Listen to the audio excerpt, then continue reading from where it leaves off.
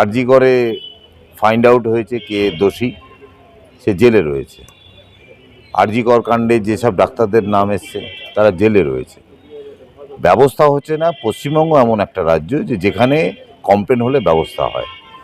আর CBI ইডিদের কথা বাদ দিন, এরা পরিযায়ী পাখির মতন প্রয়োজন ভিত্তিক আসে এবং এখন ভোট আছে, এখন ওরা বিভিন্ন তৃণমূল নেতাদের বাড়িতে যাবে, করবে, এদের ওটা কাজ। তো আমি শুভঙ্কর বাবুর কাছে একটাই প্রশ্ন রাখতে চাই যে তিনি কি, তিনি কোনপন্থী? সর্বভারতীয় ক্ষেত্রে সঙ্গে উনি মিলে জুলে চলছেন, না উনি এখানকার এখানে যে সিপিএম, রক্তমাখা সিপিএম, যে 42,000 কংগ্রেস কর্মী খুন করেছিল, তাদের কথাতে চলছেন? সুতরাং আর পশ্চিমবাংলায় কংগ্রেসের কোনো কথার গুরুত্ব নেই, দুই একটি পয়েন্ট জায়গা ছাড়া।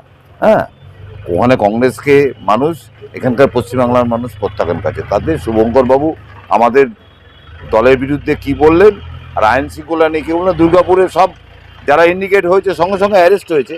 আর রাত্রে বেরোনো সেটা না, একটা বিষয় যে বেসরকারি কলেজ, মুখ্যমন্ত্রীর বক্তব্যটাকে টোটালি করা হয়েছে, মুখ্যমন্ত্রীর বক্তব্যটাকে বিকৃত করা হয়েছে। মুখ্যমন্ত্রী বলেছেন অত রাতে বেরোলো, বেসরকারি কলেজ কি করছিল? স্বাভাবিকভাবে যে ওখানে তো একটা টাইমিং থাকে, সেই টাইমিংয়ের পরে আগে পরে বেরোলে তো কলেজের একটা দায়িত্ব থাকে বা হোস্টেল সুপারের একটা দায়িত্ব থাকে, সেই কথা বলেছিলেন। কিন্তু কিছু মিডিয়া, আমি বলতে বাধ্য হচ্ছি, কিছু মিডিয়া এটাকে বিকৃত করেছে।